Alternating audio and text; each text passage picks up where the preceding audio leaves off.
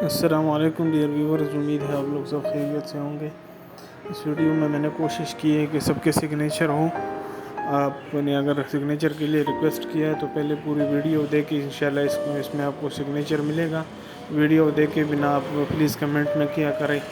मैं हर बंदे को ये नहीं बता सकता और मेंशन नहीं कर सकता हो, तो बराए मेहरबानी आप पहले पूरी वीडियो देखें। और अगर आप पेड सिग्नेचर चाहते हो तो पेड सिग्नेचर में 10 से 15 तक सिग्नेचर मैं एक नाम के लिए करता हूँ।